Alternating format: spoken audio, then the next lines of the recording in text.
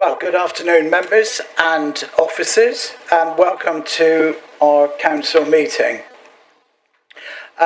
Unfortunately, the vicar that I'd got lined up seems to have, perhaps I shouldn't say, lost his way. A vicar would never lose his way, really. But unfortunately, he's not made it.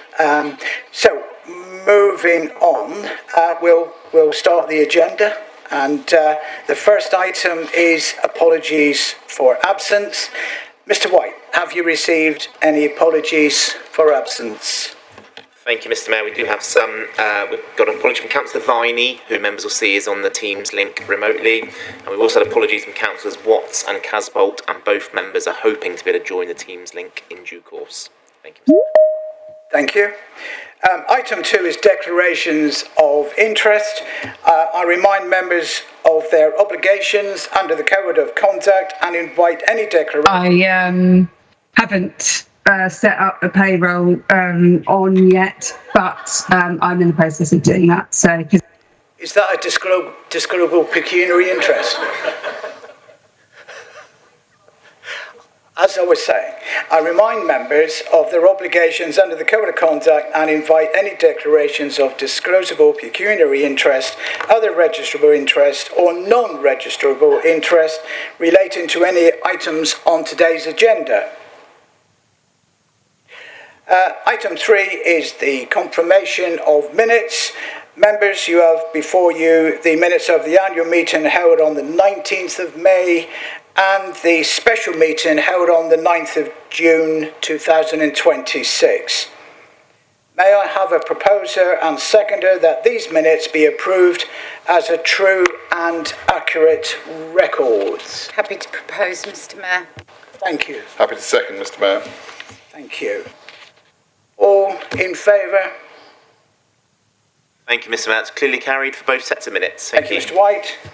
Communications from the Mayor is item 4. Well, I've provided a brief update on recent civic engagements and mayoral activities in the members' update. So I won't go into any detail this afternoon. However, I would like to mention that Jan and I are making good progress with the Mayor's Challenge and have visited 16 of our towns and parishes across West Devon since the 19th of May. I'd like to thank the volunteers, the community groups and local organisations for their warm hospitality and their ongoing contribution to life across the borough. We've also attended 10 civic events since the annual meeting in May, with more already in the diary. And I'd like to thank Councillor Cunningham for his support as part of the mayoral team. Item 5 is business brought forward by the Mayor. And there is one item to be brought forward to this meeting. The item concerns local government reorganisation, an issue of considerable significance for the future governance of Devon and for the residents we represent. So I'd like to invite Councillor Ewins to introduce the report.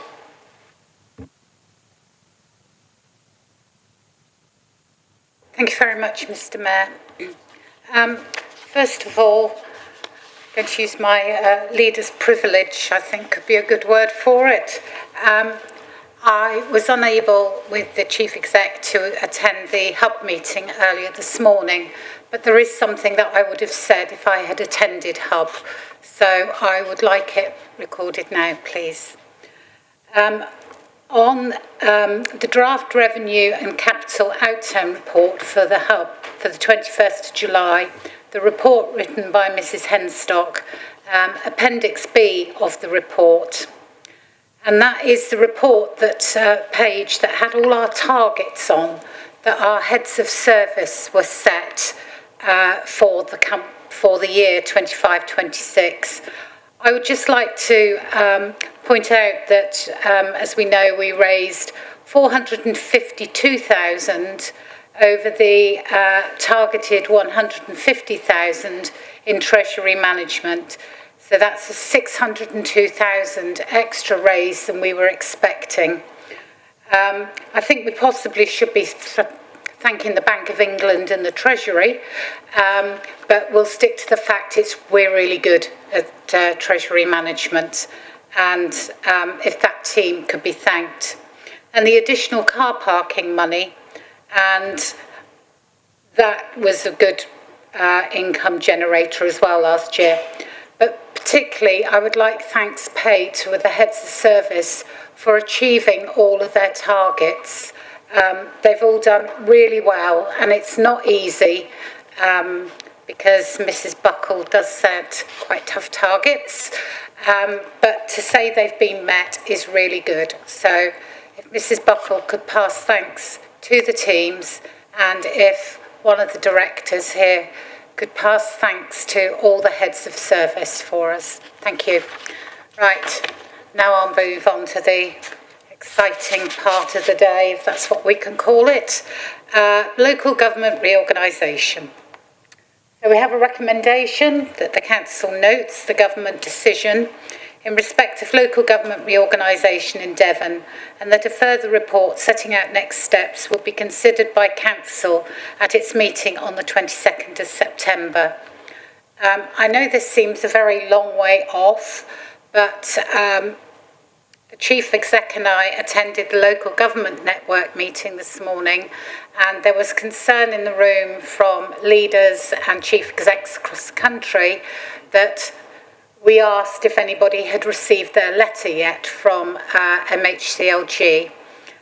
Andy was the first one, Mr. Bates was the first one to put his little no in the box, and then a whole heap of no's came. So fundamentally, nobody has received their letter yet. So we cannot make any comments or anything because we don't know where we are, within the scale of things and what we're going to be called, what we're going to do, etc. So I don't know whether Mr. Bates would like to expand on that any further. So thank you, Leader. Only to say that I then joined a meeting with the officials from MHCLG, and they were being clear that a letter was going to arrive, possibly as early as this afternoon, which would clarify the various things, the Minister's decision and the reasons for it. As you know, the letter we've received so far has very little detail with regards to the reasons for selecting the option the Minister has. Also the names and councillor numbers for the new councils, which is incredibly important. Details of how the joint committees and the membership of those committees would work, and also arrangements in terms of the appointment of the senior responsible officer, who we know in our case will be the Chief Executive of the County Council. So we're waiting for that information to arrive. We will then have until the 17th of August to respond with details with regard to matters contained therein, including proposed warding arrangements, but we can't clearly do that until we have confirmation of the councillor numbers. Thank you, Leader. Thank you both. Members, any questions, please? Paul, you were first. Thank you, Mr. Mayor. I did ask this question outside of the room of the leader, but I think it's a question that the public would be interested in. It was recently, and after the announcement, the leader of Devon County Council suggested there might be a judicial review. Can the leader just expand on that possibility and what options there may be? Thank you. That is a point for the leader of Devon County Council. He is going to make a public statement at some point, probably when they've received their letter, so they know what's contained therein is actually what would apply to whether Devon County Council wish to take that decision. As a decision for West Devon, I would have to say that A, we cannot afford to put money towards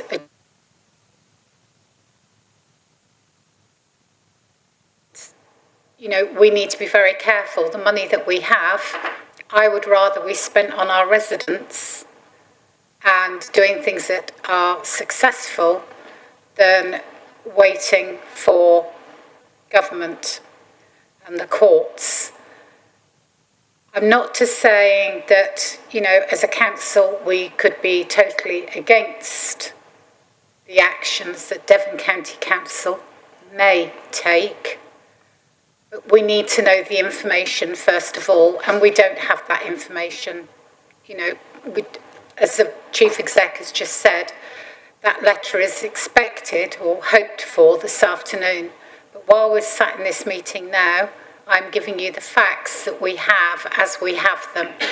And I'm not going to speculate on what the government is going to say within it that would cause Devon County to maybe make a statement as to whether they would proceed with a judicial review.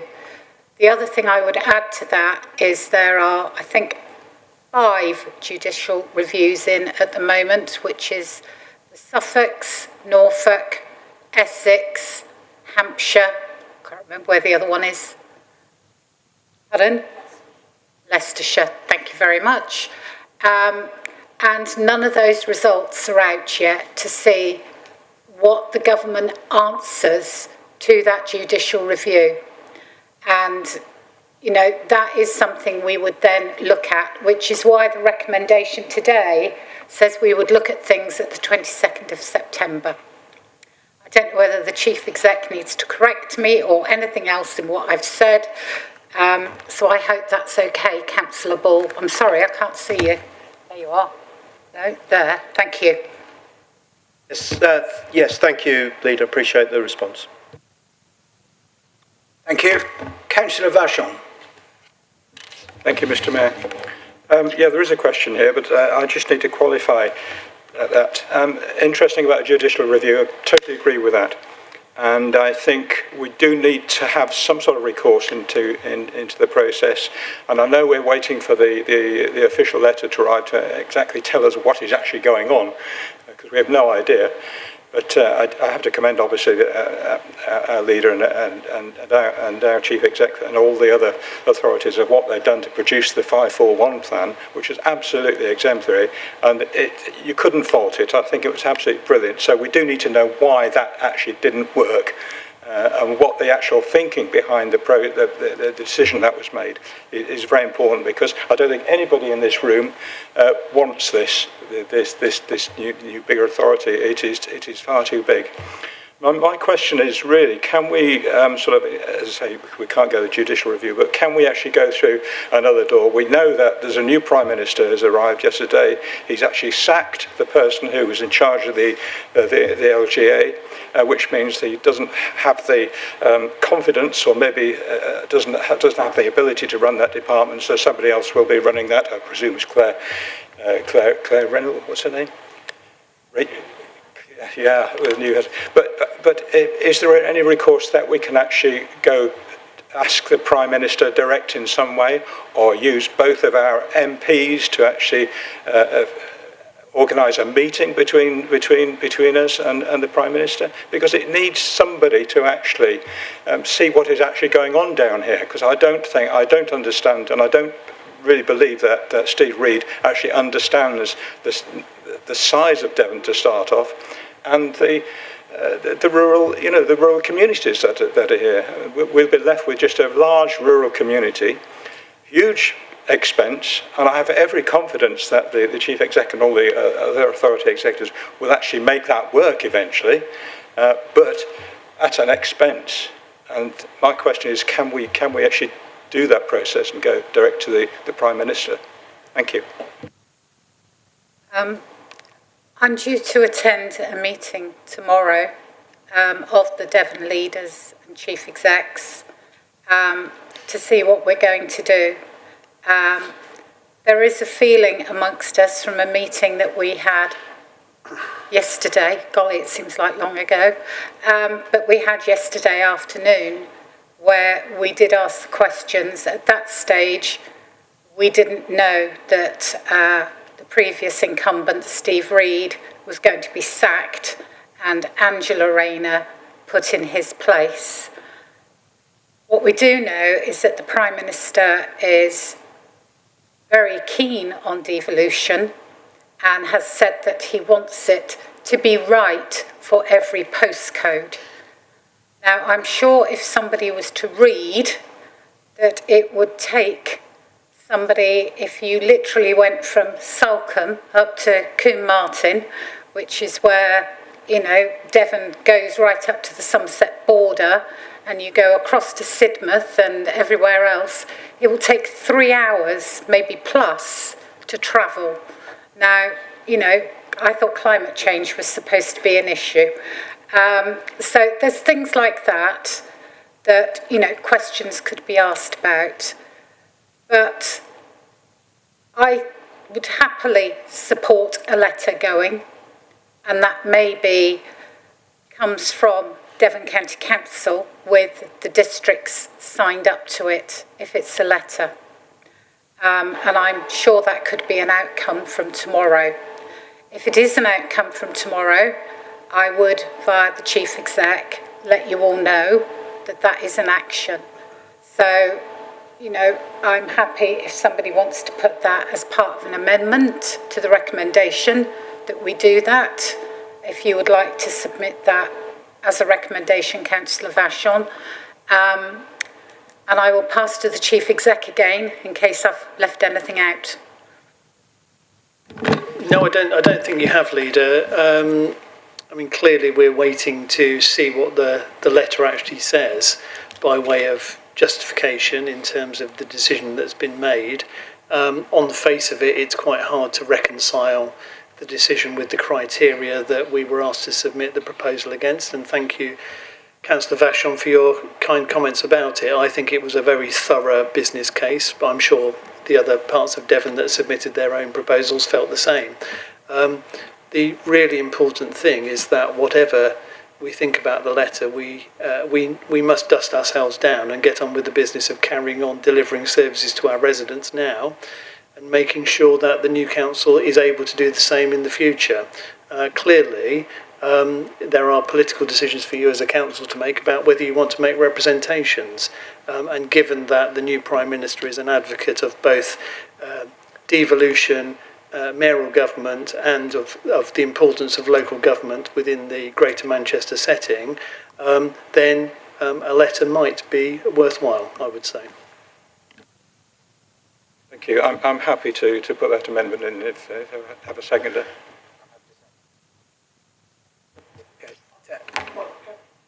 Can I? Councillor Reid. Thank you, Chair. Yes. On page 29 or page 24 of the actual printed document of Mr. Reid's statement to us, by the way, I must emphasise his branch of the family has nothing to do with mine. We are not straws in the wind. But on that page there that I mentioned, it says at the top of the page, second line, will be subject to parliamentary approval. I presume that hasn't taken place, notwithstanding the fact that the executive order is likely to become active in mid-August.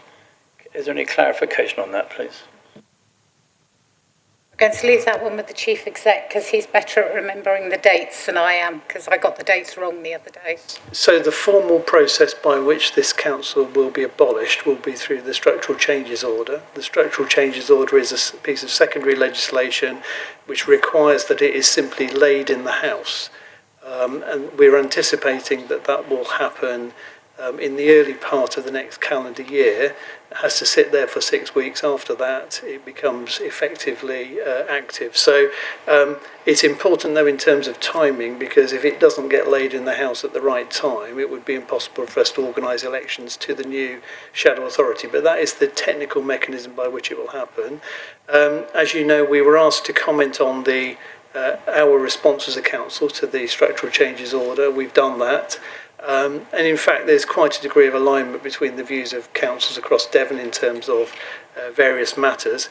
I'm anticipating that the letter we will receive this afternoon will set out informally the detail of what will then subsequently go into the structural changes order. So I think there will be a series of communications, hopefully later today, but sometime this week, with more detail, which will subsequently go into the structural changes order. We've been promised that we will see a copy of the draft order probably in the late autumn. That will then go into the legislative process early in the new year, and will take effect 6 weeks after it has been laid. So hopefully that answers in terms of process. I think Councillor Kimber was next. Okay, if we're thinking about putting the amendment forward, I feel I should speak to that. So I just want to say I deeply appreciate the work done by our officers to create the 451 plan, and it's worrying that the government rejected costed plans which met their criteria. I'm clearly unqualified to comment on the details, but I feel there are plenty of positives for a new authority. So the opportunity to work with officers and councillors who are focused on finding solutions. Councillor Kimber, I'm sorry to interrupt. We're in questions at the moment. Did you want to... Is this I don't have a question, no. I just debate. You don't have a question. Do you mind if I come back to you on that one? The questions, please. Councillor Mott. Thank you, Mr. Mayor, and in tradition I will stand as we are instructed to do so per our constitution. Given that we are a royal borough, do we have to have that dissolved by the King, or is it just going to be done through government? It seems a shame to lose such a special status and not be clear on the process for that. I'm afraid we're just done by the statutory change order. We were dissolved, as indeed any other district council or any other borough council. Any further questions, members? I'm sorry, we couldn't hear Mr. Fairbairn over here. Come back to Mr. Fairbairn again, please. Apologies. We will be abolished by the structural changes order in the same way that any other district or borough council will be dissolved in this process.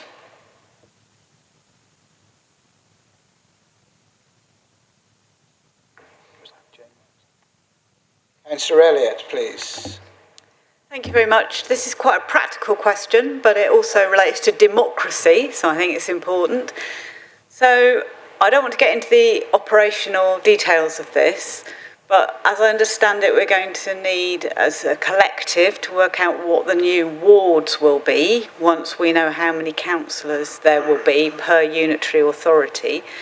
And then the existing authorities will need to arrange the elections for May 2027. So I suppose I'm just questioning whether there is a danger that the wards will be drawn up to be within the existing borough boundaries, borough and district boundaries. And what I'm hoping is that although we will already exist to organise the elections, the wards might actually cross to existing districts. So I'll just make it really practical.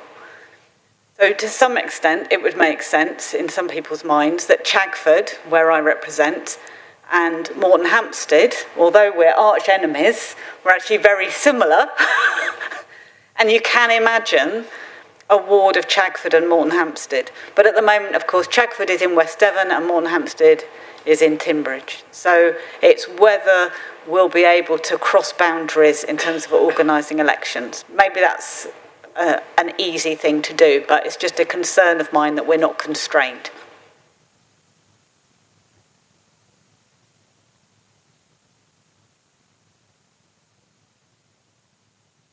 Are you going to go? I will try. Or with the returning officer, has he done a course yet? So we have an enormously difficult challenge. We've yet to receive the letter setting out the formality of the councillor numbers, and it is the third week of July, 21st of July. By the 17th of August, we're required to submit the answers to the question, which is, how do we turn this into a warding pattern? Colleagues are working on that. but there are challenges. So 2 of our chief exec colleagues are taking the lead for Devon in looking at those issues, and I'm grateful to them for doing that. But there was in the announcement of the new councils some uncertainty over 1 or 2 of the boundaries between the new councils, the warding patterns between them. So we have to clarify those first, and we're in discussion. I sent a communication to colleagues in Torbay with reference to South Hams matters this morning. I think the potential opportunity to do anything more than the simplest form of warding that we can to achieve the numbers is unrealistic to expect anything else to happen. I wish I could give you a different answer, Councillor Elliott, but I don't believe I can. And of course, we're bringing together a whole range of district councils within a completely new area, and we're not even working on the existing boundaries to do that. You'll understand just how difficult a task that is. We will do our best.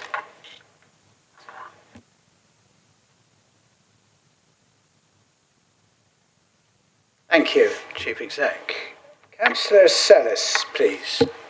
Thank you very much. I was just wondering how Council might feel about congratulating the new Prime Minister and inviting him to visit Devon. I think that is being organised by Devon County Council, actually, from what I've heard so far.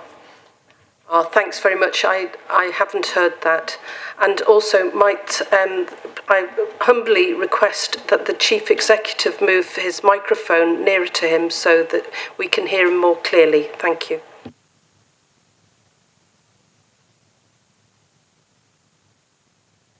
Members? Councillor. Thank you to the Chief Exec for the advice about the warding process. It sounds like we, as a council, will be looking at the wards that we think might fit better within our area. But as we know, when we do all this hard work, the central government come up with a different conclusion. How confident are we that our warding process will be accepted and deliverable, or whether, or on the other hand, is it likely the government or the Electoral Commission will do their own warding? So it's absolutely certain that the Boundary Commission won't be involved. They will undertake a full review within 5 years. The capacity of the Boundary Commission is tiny compared to the scale of local government reorganisation. In terms of warding, I think the intention from MHCLG is to let as far as possible local expertise deal with the issue. They've got no expertise in warding, they've got no capacity to undertake that warding, and providing the councils of Devon can reach a conclusion which is reasonably workable for all parts of Devon, I'm sure they will accept it. I don't think there will be any potential alternative put forward. The only difficulty will come if there's disagreement about the precise nature of that warding within one of the 4 council areas, which is why colleagues are working with electoral services colleagues across the whole area to try and identify the issues and then resolve them, Councillor Moody. So hopefully that helps. Any further questions, please? No? Right. Well, I know we've got an amendment coming forward, but I believe now I ask Councillor Ewins to move this recommendation, please. Thank you, Mr. Mayor. I'd like to move the recommendation that is set out on the screens and on the papers that we have received today. And do I have a seconder, please? Happy to second. Thank you, Councillor Enders. Members, any debate?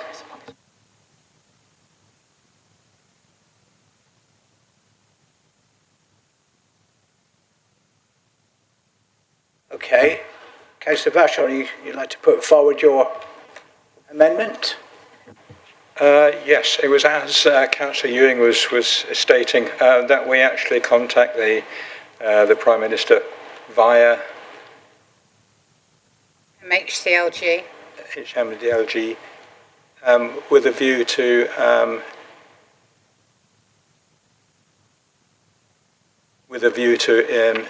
either dialogue with him here or in Parliament to discuss this further.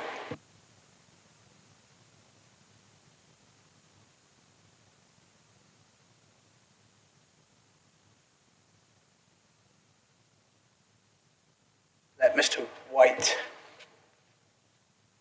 complete that. And then I shall ask for a seconder, please. Which is second? Thank you, Councillor Leach.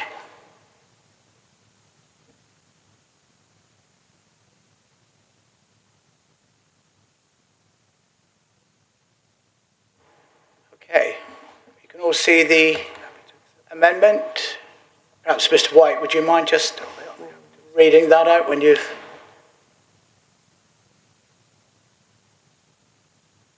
Thank you, Mr. Mayor. So, as currently drafted, members will note there's a new part 2 to the recommendation, which in effect reads at the moment that the Council contacts the Prime Minister via the MHCLG with a view to discussing the matter of LGR in Devon further with him, which has been seconded by Councillor Leach. Thank you. Thank you, Councillor Leach. Councillor Vachon, I'm happy with that, yes. Councillor Ewan? Could I just suggest we sort of strengthen that a little bit?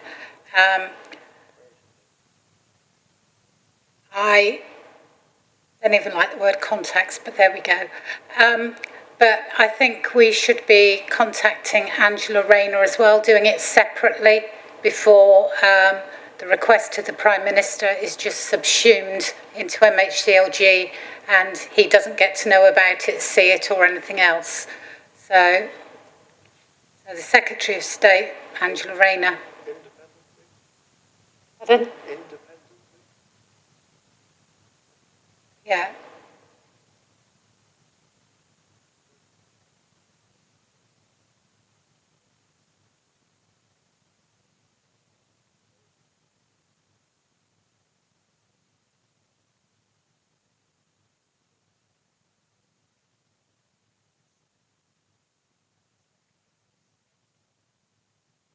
Could I just request, Mr. White, that maybe it contacts both the Prime Minister and the Secretary of State for MHCLG?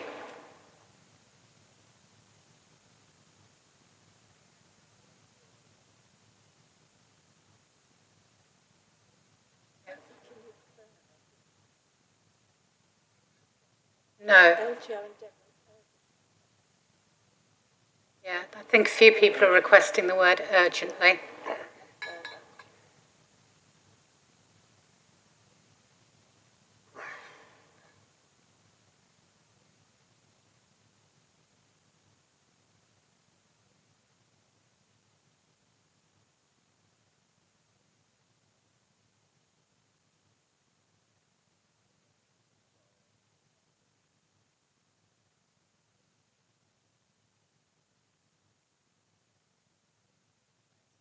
Minister, not via MHCLG to the Prime Minister.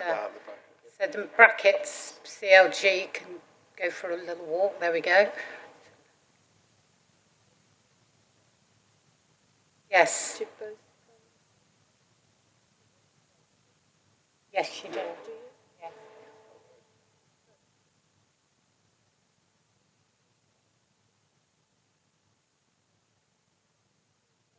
No. I think if we just, full stop after Devon, please. While we fine-tune the wording, can I just ask a procedural question? If I want to make a further amendment, so a part 3, could you indicate at what point that's appropriate? Thank you.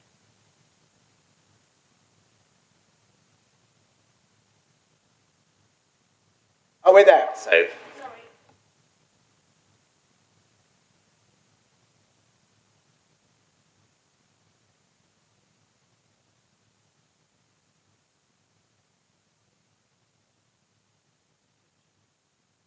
Right, Leader, are you happy with that wording?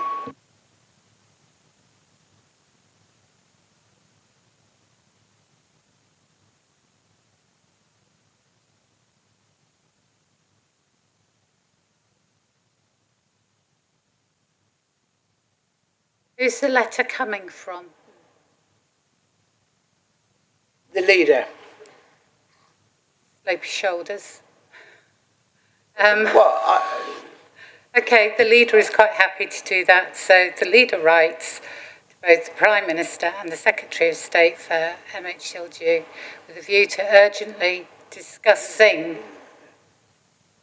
Should be discussing, shouldn't it? Yeah.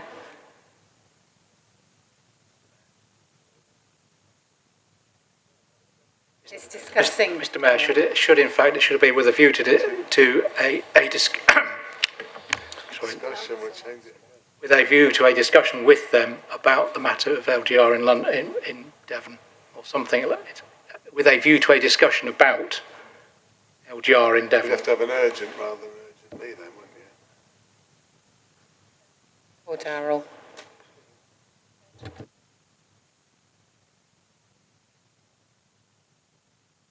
Right. We now need to agree that everybody's happy that is. I'll just let the Leader read that again one more time as she's going to sign it. I'll happily sign it as well, Leader, if you wish me to. I'm more than happy to do that.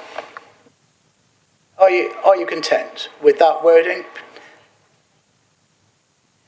I was just going to open that up now, if that's the substantive motion now. Do we want to debate that? Please, and Councillor Mott, you were first. Thank you, Mr. Mayor. Since we are having a general conversation and disregarding protocol completely, I am unhappy with that wording. It seems far too woolly. It does not say, it says urgently discuss the matter of LGR. It doesn't clarify whether that's in a positive view or a negative view. In what way are we going to discuss it? And I think that needs a conversation before we put anything in writing to both the Prime Minister and the Secretary of State, and what you're hoping to aim from such a discussion. I agree with you, Councillor Mott. It doesn't say what I'm going to write to him about or anything else, him and her. What I do think is actually, if we take Councillor Elliott's third point, and then we actually have a discussion according to protocol of this council and debate that people only speak once, that we then work out what we're going to be writing about. Thank you. Really, I think Councillor Kimber wanted to speak. No, I'll wait until we've got the amendments sorted. Thank you. Councillor Elliott. So before we just go in, I'm conscious that we've got the first amendment on the table, part 2. Councillor Ewings is happy with it. Councillor Renders was the original seconder. Are you also happy with that, Councillor Renders? So therefore, Mr. Mayor, we're then in the realms of forget about amendments now. This is a substantive motion, currently as per the screen, 2 parts to it. Thank you, Mr. Mayor. So we're now in debate. So further amendments can be put forward. So Councillor Elliott. Thank you. So I wanted to put a third part to this recommendation, because if we're making it a fuller recommendation, I would really like it to reflect the work that we do within West Devon. So I would ideally like the third part of this to be this council continues to work closely with town and parish councils to ensure that they are aware of the implications of LGR locally, to keep it really simple. Because I think we have a duty to our town and parish councils to make sure that they know what this means, because all my conversations locally suggest that people really have not understood LGR, even though we've been trying to keep them updated. It's been a long, drawn-out process, and I think it's only now, when it's less than a year until the elections, that people will start fully understanding what the new unitaries will mean and what the new responsibilities and obligations could potentially be, and opportunities for towns and parishes. So that's the context of this simple additional amendment. Thank you.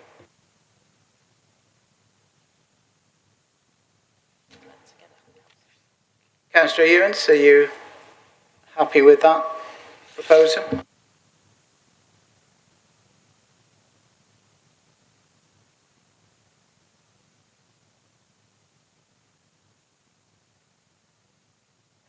I think, I'll check with the Chief Exec, but I think if we had continues to work closely with town parish councils and DALC, as they cover all of us in all of whatever bit of Devon we're going to be,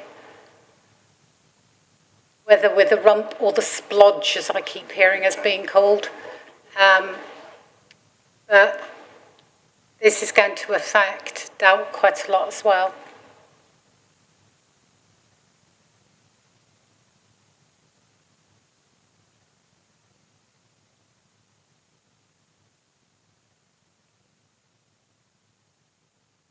Yeah.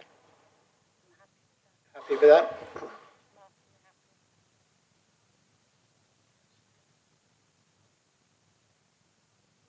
And Councillor Renders?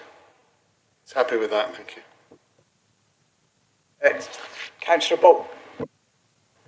Thank you, Mr. Mayor. Without wanting to prolong this any further than it needs to be, I think the point raised about it being a bit more focused is an important one. That could be dealt with very easily by just slightly amending the sentence without taking anything away from it. Urgently discuss the matter of its impact in Devon. So that then says that the leader wants to write about the impact of the change in Devon. Just a couple of words and it makes it a bit more focused. I hope that's helpful. Thank you. I'm really sorry, but that then would almost like be the response from Devon County Council. Surely if I'm writing about the impact on Sorry, I meant Devon. West Devon leader, sorry. Right, thank you.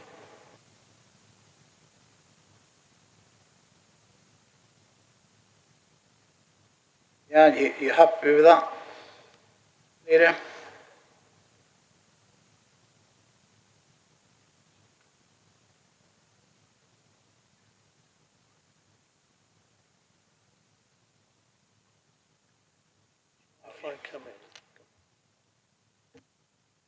So, members, we're shooting in the dark here, aren't we? You're trying to frame a resolution of the council in the absence of the letter, which will set out the detail. I think you need to leave the leader with some discretion to decide what it is that she puts in that letter, because otherwise we're going to have another council meeting in 3 weeks' time to wordsmith it again. So I think the implication is clear that you are seeking to ask the leader to write to the Prime Minister and the Secretary of State, and I'm sure the leader will write appropriately once she's had the opportunity to read the letter. I think it is better to leave some discretion rather than trying to wordsmith it within an inch of its life, members.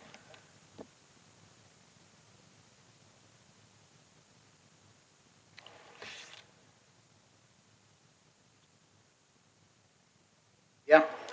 Just check with the leader. Are you content? And Councillor Renders, that is the substantive motion. So is there any further debate, members?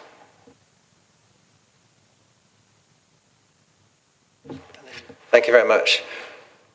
I understand this is not simple, and I don't see any harm in discussing LGR with the Prime Minister. I feel we're writing to say we're unhappy, but I feel there are plenty of positives from new authority. So working with officers and councillors who are focused on finding solutions for our rural communities. We can do things like grow food regeneratively for the surrounding urban areas. We can develop local care services. There's already lots of individuals doing this. We can provide capital to support local builders to scale up and build homes. Perhaps we can create work hubs in local towns where officers can meet, helping to revitalise our communities. We can develop policies to improve biodiversity and improve active travel without competition with urban areas. But just to finish, I can't imagine a more disruptive way of splitting the county, so officers have my full sympathy, but also my full support as we work through the changes. Thank you. Thank you, Councillor Kimber. Councillor West. I think it's extremely disappointing, and most people would share that view, that the 451 bid was not selected, despite it being the only bid that fully complied with the criteria set out in the consultation. We have to applaud the efforts and hard work of our officers and the councils involved, the Chief Exec, the leader and others that have been involved in this process. We've all seen our report, we've all checked it, and we can see the power of what we were suggesting. It appears, though, that despite the letter of justification from the Minister, that the final decision seems to be based on political interest. We find ourselves as part of the new Devon Coast and Countryside Unitary Authority, or DCC, nothing wrong with that, which offers a whole range of challenges, and that's not just based on the geography alone. But I and my colleagues within Lib Dems, hopefully across the council, are assured by the ability of our officers and councillors who helped develop the only fully compliant bid, that we will be at the forefront of this reorganisation and ensure that we continue to serve our residents to the best of our abilities while getting the right structures and policies in place to serve our future residents of this new authority. I personally feel we're in a situation whereby there will be little change. Mr Burnham has benefited in his political career through Unitarianism, for want of a better word. I think he sees it as the best way forward. And as Councillor Kimber said, there are going to be opportunities there, but it's making sure that we've got the structures and policies in place to maximise what we can get for the members of this new group. If there was to be some subtle changes, I wouldn't object to that, but in the current situation, I'm sure we are well equipped to move forward on this and do the best we can for our residents of West Devon and others. Thank you. Thank you, Councillor West. Any further debate at all, members? Councillor George.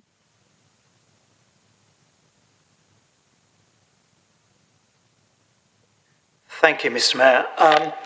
I'd like to echo, I think, what other colleagues have said about the work that's taken place over a very lengthy period now in putting the bids together, which originally went off to the government, and to thank the leader and the officers of many of the other district councils as well, who worked so hard to put together a compliant bid.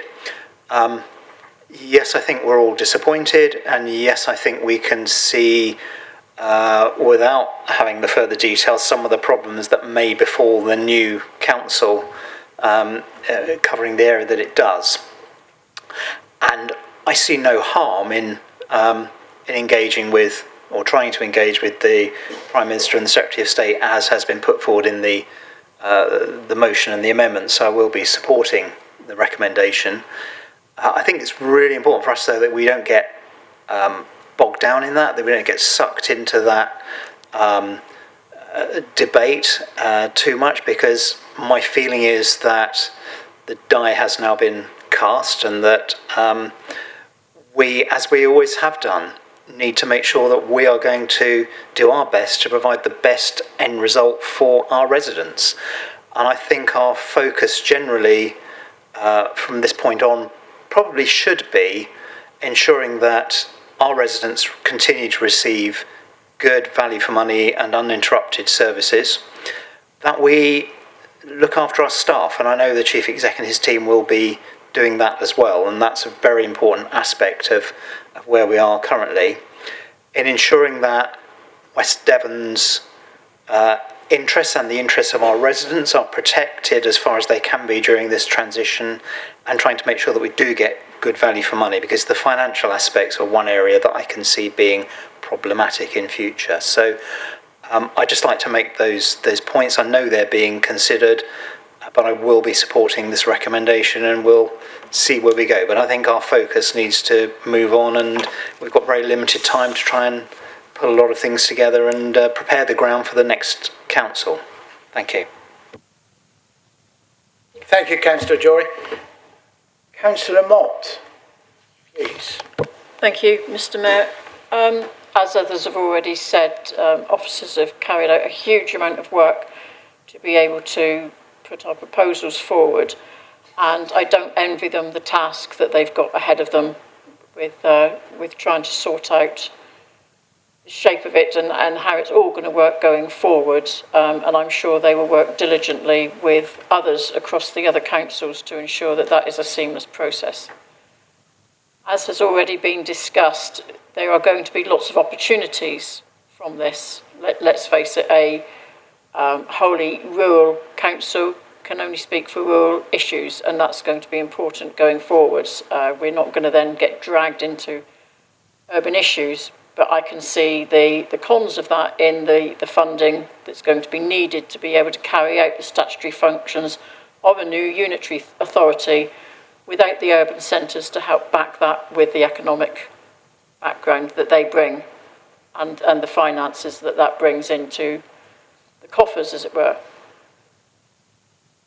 I can only hope that we as West Devon can speak with a loud enough voice to ensure that we can do the best we can for our residents, which I know our officers will do so, and I know this council will continue to do the best that it can for its residents going forward. Thank you. Thank you, Councillor Mott. Right, any other debate, please, members? No? Well, can I finally come back to you, proposer and seconder, just for a final check to make sure we're all happy with the motion? And I speak, Mr. Mayor, as the proposer of this. Thank you to everybody who's thanked the officers and the chief execs across the whole of Devon, particularly the chief execs involved with the 451. They do continue to meet every week now, as they have done for quite a while. Within that, there are, I can see, members of our staff who are also senior officers who are involved with, I will quote Mrs. Buckle, but I will use my words, doing the sums, but across Devon.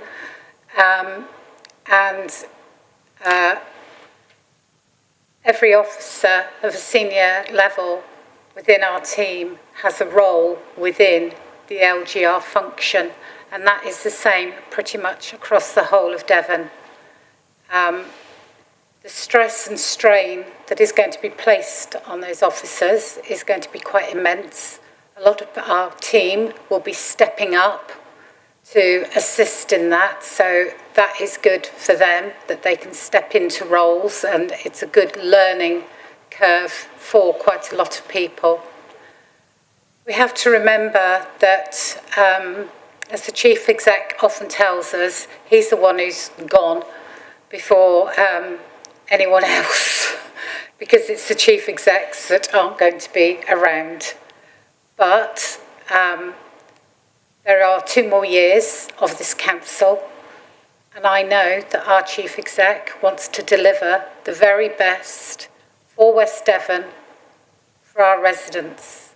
And that behoves all of us as councillors to be almost the hand holders of the towns and parishes, as Councillor Elliott has already alluded, that we need to reassure people, we need to let them know where they're going, and that there is a positive path as well that can be looked at. I think the most positive thing is, as I think it was Councillor Mott said, that we won't have the urbans telling the rurals what to do, because we're all rural. So, you know, that is a good way. We've got the Rural Services Network, and, you know, we will be able to fully focus on making sure that our rural voice is heard because of the way the funding works at the moment. And there, as we all know, has been a fairer funding campaign for many, many years.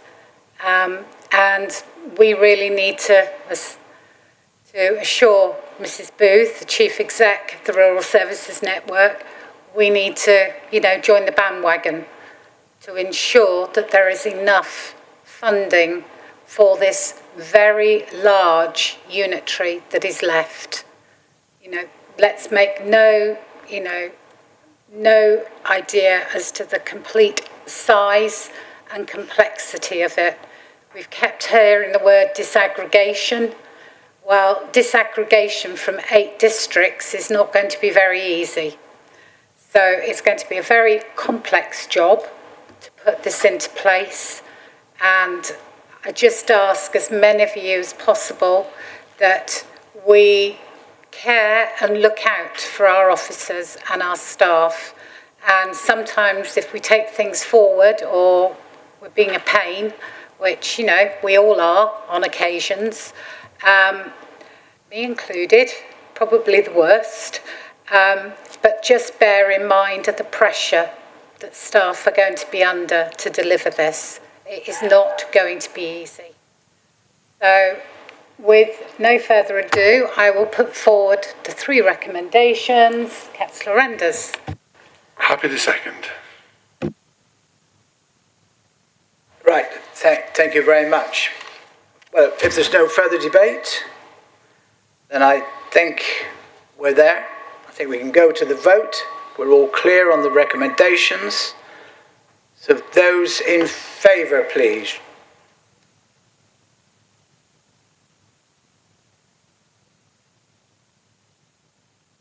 Thank you, Mr. Mayor. That's 26 and unanimous for the recommendations. Thank you. Thank you.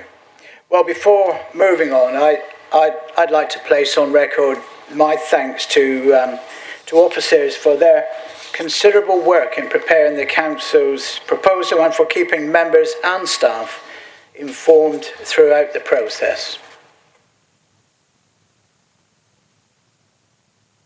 Item 6 is public questions, deputations and petitions. There have been no public questions, deputations or petitions have been received for today's meeting. Item 7, to consider any questions submitted under Council procedure rules. No questions on notice received from members. Item 8, to consider motions of which notice has been duly submitted by members in accordance with Council procedure rules. No motions on notice have been received for today's agenda.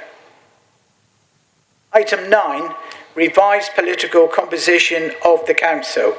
This is a procedural item that deals with the revised political composition of the Council.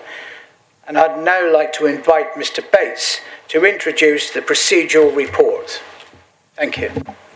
Thank you, Mr. Mayor. Report has been circulated. As it sets out, we have received notification from Councillor Robert Oxborough and Councillor Kevin Ball of their intention to form a new independent group within the Council. As we are required to do, we will undertake a political balance exercise. We will be writing to the leaders of the respective groups to seek their views on nominations to committee appointments, and that's what we will do next. So I think that's all we need to say in terms of the report before you. We'll do that in the next week or so. Mr. White will write to the people I've referenced. Right, thank you. Mr. Bates, are there any questions? Councillor Oxborough. Sorry, not a question. Sorry? Sorry, it's not a question. Sorry. It's not a question. Okay. Would you like to... I can actually move that report. Let it be noted by members. Have I a seconder, please? Happy to second, Mr. Mayor. Thank you. Any debate?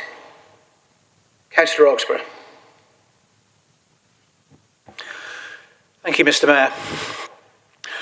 Members, I'm sure that some of you may be wondering, why has Robert done this? Why has Kevin decided to join him?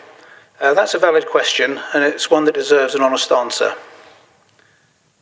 From my perspective, I'd say that from my youth, I've always been engaged in some form of public service, either voluntarily or professionally. This has included youth groups, school governorships, sports clubs, and of course low-level politics, to name a few. Coming into local politics at the borough level in 2011, I was fortunate to hold special responsibilities and did, until 2019, deliver some significant outcomes. Unfortunately, I was not returned in 2019 and so I had a 4-year holiday. During this time, I reflected on how service delivery at this level was not a political thing. It was about delivering statutory services and using the available financial resources at our disposal to do so. There's little latitude for much else. When Alderman Terry Pearce approached me to say that he would not be standing again in Mary Tavy for personal reasons and asking if I would, I took the decision to stand aside from political allegiance and focus on the needs of the local community from an apolitical stance. I was duly elected with 50% of the vote. On joining the Alliance, a coalition of disparate political types, I had hoped again to hold a position of special responsibility. I do recall my initial interview with the Chief Executive, who told me that he believed I would, with my background and experience, be able to make a significant contribution to the work of West Devon Borough Council. Unfortunately, hitherto, that opportunity has not come my way. I both recognise and understand that there's a wealth of talent within the Alliance, and that roles have been filled with very able people. That said, it's been immensely frustrating to essentially sit on the touchline and not lead. Given the appointments for these final 2 years of West Devon Borough Council, I decided to do as I've done many times in my life and take the initiative, to focus on charity. Of course, ward work is ongoing, but I can do more. The intention is to arrange events in order to raise money to support West Devon-based charities. I also felt that it would be more appropriate to sit aside from the Alliance to do this and work with a colleague I've known for 16 years. Councillor Ball agreed to join me in this quest. More details will follow. We're also hoping to engage with the Mayor's charity fundraising. There will be discussions with both Mayor and Deputy to this effect. On July the 11th, I did complete the first personal challenge event, Hope 24 Ultramarathon. And I'm sure many of you may think me a sandwich short of a picnic for attempting this at the age of 67, having had 18 months out with COVID and associated illnesses. Yes, I was very low back then, but when down, up is the only direction. And besides, I've done this sort of thing in my army days, albeit 35 years ago. It seemed to be an appropriate first step, a step I'm pleased to say I completed successfully with 5 laps of what was a brutal course in 32 degrees heat. There were many runners who were much younger than I who crashed out after 1, 2 or 3 laps. It was tough. So my thanks go to Tavistock Athletic Club and their Couch to 5K programme and their subsequent training and support since January this year. So that's the background, my reasoning and my desire. I look forward to working with Councillor Ball to deliver a variety of events which I hope that all members and officers will be willing to engage. Thank you. Thank you, Councillor Roxburgh. Is there any further debate?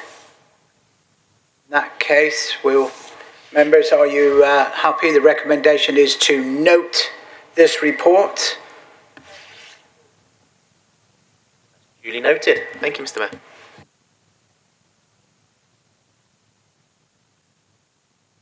Is the reports of bodies, and I invite Councillor Cheadle to present the minutes of the Development Management and Licensing Committee meeting held on the 12th of May 2026.